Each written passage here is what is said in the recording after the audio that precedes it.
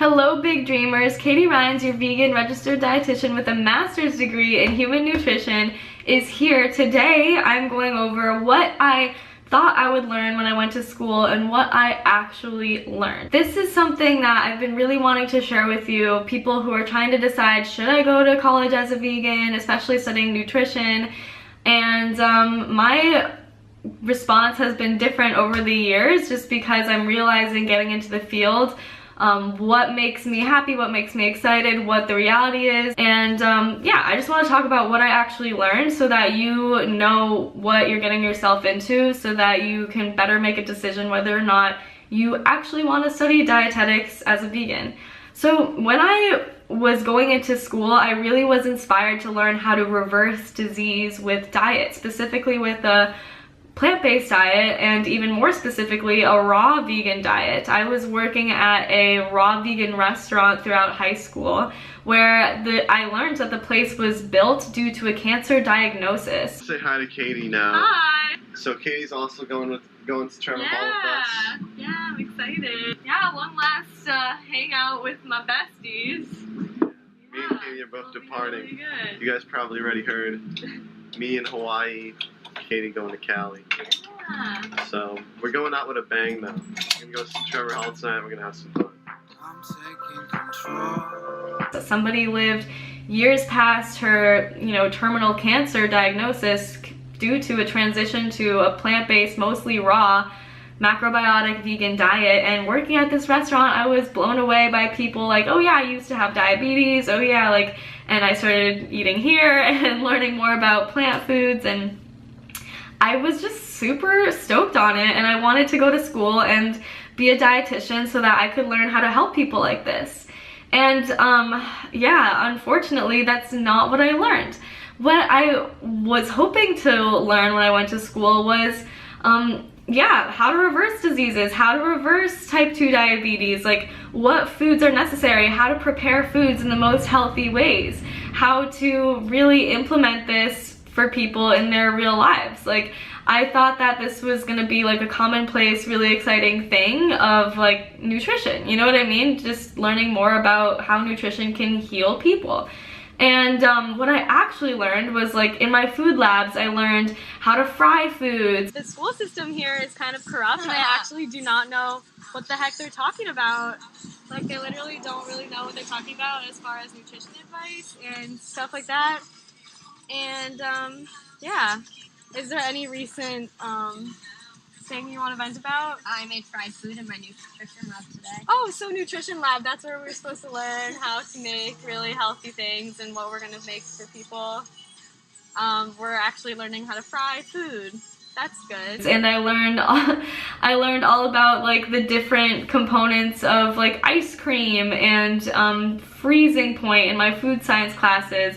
I learned how amazing genetically modified organisms are and how the technology is so fantastic. And I learned how the dairy industry is so wonderful and how we should be certainly drinking at least 3 cups of milk every single day to get enough calcium, and how there's just like such great technology out there for feeding the cattle for ... And I learned all the different cuts of meat. And however, I did have one guest lecture where there was a researcher who came in and went over cancer reversal on raw foods.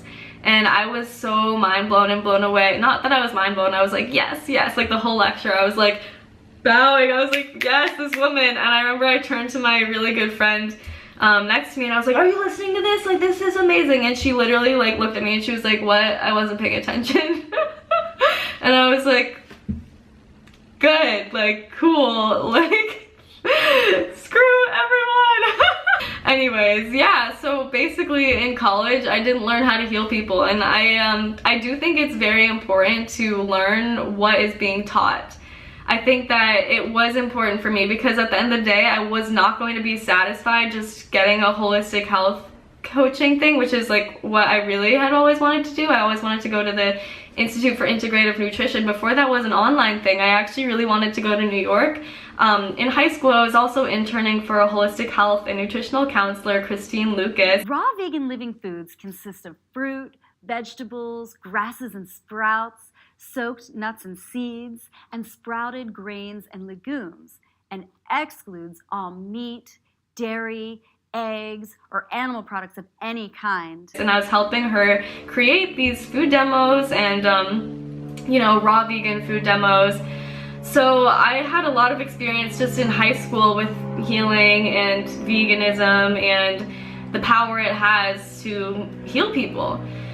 And I was really frustrated and disappointed and confused and insecure in college and still out of college because I honestly had this vision in my head that when I became a dietitian, I would be this polished, professional, wealthy, badass. I was like, okay, yeah, I'm gonna save the world, I'm gonna be that vegan dietitian. And realizing that just having those letters next to my name did nothing. It did nothing to increase my confidence and my ability to help people. It did nothing to... And you know what else I learned at school? I thought that I learned a lot of metabolism and a lot of really important things so that I can decipher what people say. So my question for you is, would it be worth it for you to learn these things? Would it be worth it for you to get uncomfortable and get in there? Do you have the money? Do you have the time? Do you have the patience? Do you have the forgiveness? And yeah, do you have the wherewithal to know that the confidence actually comes from within? And that we nowadays actually do have the ability to learn things at our fingertips. You don't have to pay the institution and pay them to buy books. You can buy metabolism books on Amazon and learn it on your own. You can look up research on PubMed.com. And if you'd like more videos on this topic, I actually have a lot of videos that I've done in the past. I'll link them down below.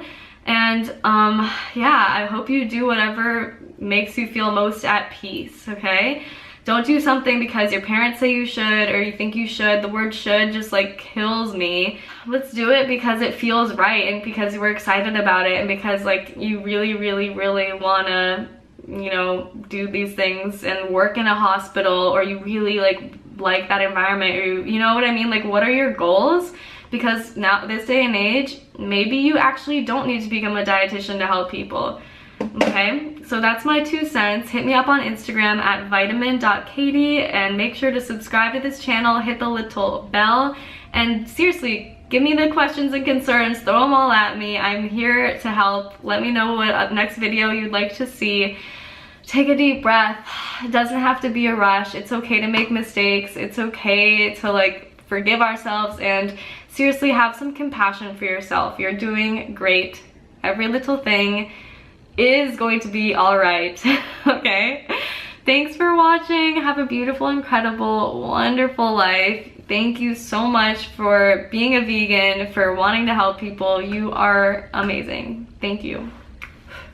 Bye. We all know the most winning quarterback of all time has one strict diet. Meals are mostly organic vegetables and whole grains.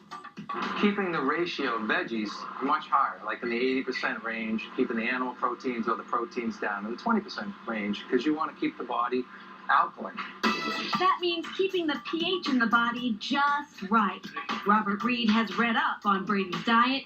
He opened the highly acclaimed Organic Garden Cafe in Beverly 17 years ago.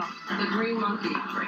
With Brady-friendly ingredients at the ready, he agreed to help make Brady-friendly game time snacks. So what do you think we'll make? I think we're going to make the Monster Taco. Monster Taco. That sounds Super Bowl. Gotta be hygienic. Chef John Brennan calling the play. So lettuce is the blanket. Romaine.